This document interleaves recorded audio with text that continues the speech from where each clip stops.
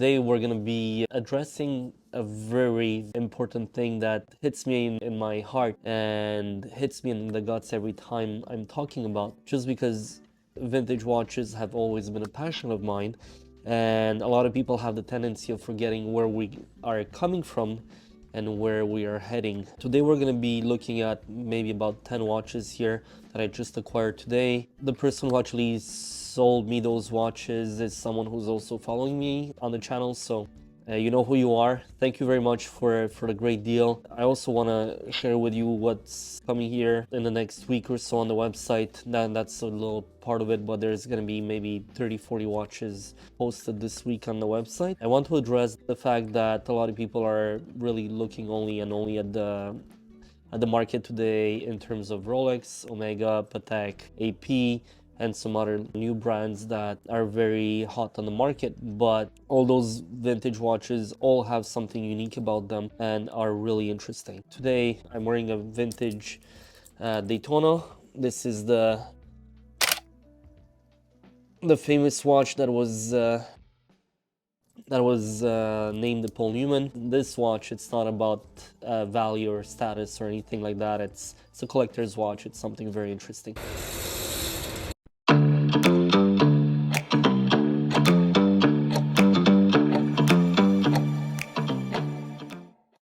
I'm gonna start with something that's really early, 1920 around, and this is the Hardwood. Sadly, this one has the repainted dial. Also, you're gonna see a couple of little cool shots done here in the store. And this one, what's cool about it is that it's an automatic bumper.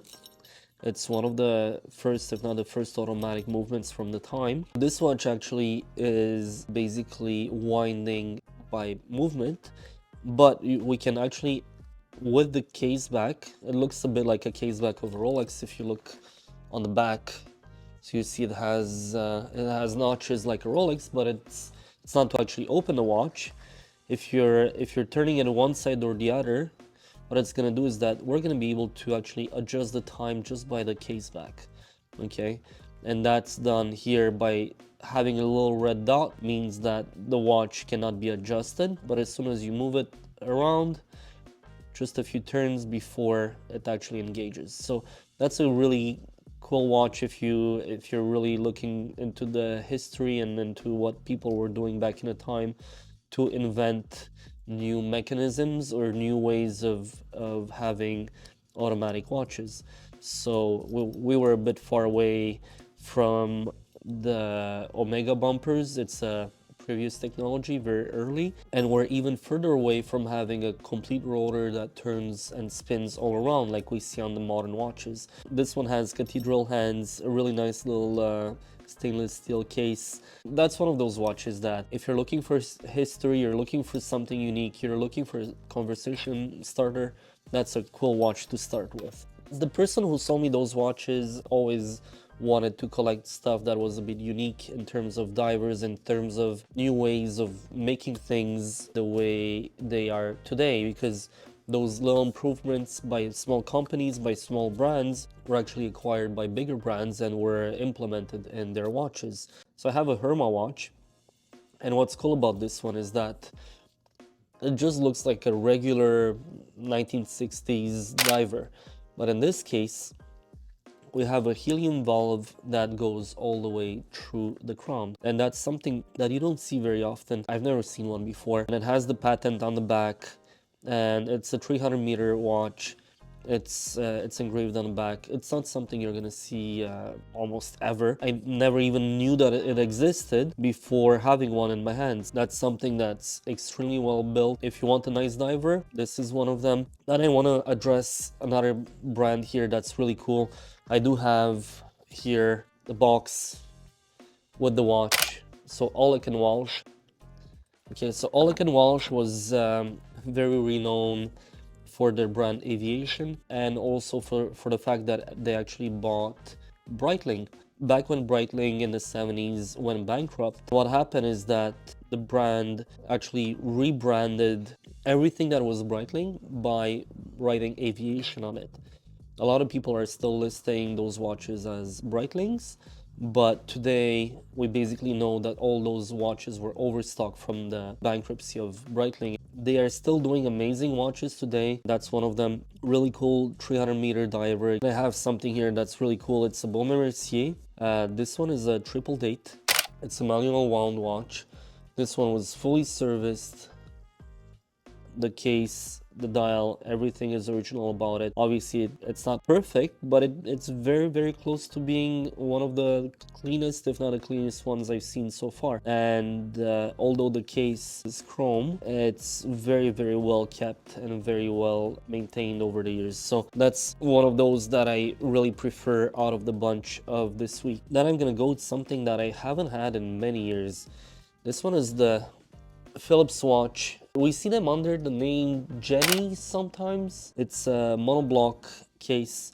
So what happens with those is that you basically remove the bezel. In this case, it's a bakelite bezel. So this one is not cracked. I don't see any damage to it.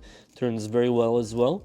The case has been polished a bit in the past, but overall it's very good. Again, it has the patents on it and everything. That's another cool thing. And it does have the original crown, which is quite rare, and it's a very popping crown. This is one of the only, if not the one, diver watch that a lot of people were using when they were snorkeling or diving in the Caribbean. That's why it's called the Caribbean 1000. And this one, we cannot see it in the pictures, but in reality has a really blue metallic paint, and it's really striking. So that's one of the watches that I also encourage people if they want to buy something rare and something unique. I think that's one of them. I'm gonna jump to something that I haven't seen before. I never had one.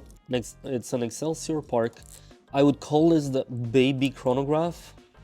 Okay, so also, you don't see it from the front. The watch is actually looking round, but if you look from the back, the case is actually oval at the back. So it does look very round from the front, but from the back you can tell it's different. I'd say it's one of the rarest watches I've seen in terms of chronographs, and especially the fact that it's a chronograph with kind of gilt, almost, you know, it's between yellow, white, and then you have a white outer ring here. So very cool watch, working well. It's pretty thick for the time, so I think this one might be from the 1940s. The gentleman who sold me the watch put a JB Champion with a, this one is a 16mm bracelet. Obviously it's a new JB Champion, but it's very well made for the watch itself. I really like it. We're gonna jump now to something a bit classy. So this is the Omega Seamaster calendar with the calendar at 6 o'clock. This one is just a regular automatic, has the original crown, very classy. It does have yellow markers, yellow hands, yellow gold hands on a striking off-white dial. Really like it. It's been polished a bit before as well. Sadly, this is the way they came, so I really prefer unpolished watches, but still it's very presentable, and it's going to be priced at a very reasonable price on the website because of the case itself. But also that's something that I recommend for someone who actually starts in vintage watches. I would like to finish off today's display of a little bit of what came in the past week with this Longines, which a lot of people will consider it like being a $50 watch from afar. It doesn't look like anything much, but honestly it's a Longines 990 movement that's inside. So the Longines 990, you can look it up. It's the thinnest automatic date movement with the full rotor. Super nicely made. Watches don't have to look the part of what they really are. They can hide amazing movements in them. They can hide amazing little details that only you will know about them. And that's why I'm presenting to you a bit of history, a bit of what was done. I'm keeping it short and simple.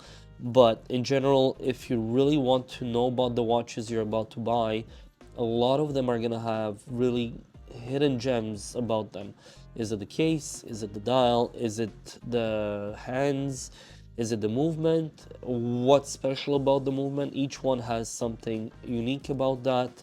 if you're going a bit deeper into the knowledge of them. Again, don't buy a $20 watch thinking that it's going to be extremely rare or something special, but you can buy something in the maybe $500, $1,000, $2,000, including in the vintage, and have something that's most probably, even if you go into a group of 50, 100, 200 collectors, they will most probably never have seen what you have on the wrist or never even heard of them. So that's why history is very important. Your curiosity is very important. That's what makes it interesting. You're gonna live with something that's gonna be to your taste, and the more you know, the more you're gonna be digging into, some may call it the rabbit hole, I call it passion. It's not only watches, it's also mechanics, it's also innovation, it's taking something that was made before and bringing it to a new level of knowledge, of interest for the future generations as well. Is vintage dead? I don't think so. A lot of people with my videos, I'm hoping, are gonna understand more about them, are gonna be more interested by what I'm doing, what I've been doing for the past 15 years professionally. And I hope you guys are also gonna be giving more information around you to the people you like, the people you love, and also to the community itself. Because those watches, even though they're here, even though they've been here, we can also give them a second, third life, and you can enjoy them for the next decades. So I hope you liked the video. If you do have any questions about vintage, again, write me a message on the website or on the same video. Comment if you like. If there's anything you want me to talk about in the future, let me know. I'm always here to help. And also, if you do like those watches, go and have a look at the website. They're going to be available in the next week, as I said, and hopefully some of you are going to enjoy them. Thank you guys. Have a good week, and hope I opened a bit more your mind about what those brands and what those companies were doing back in the past for our future. Thank you guys. Take care.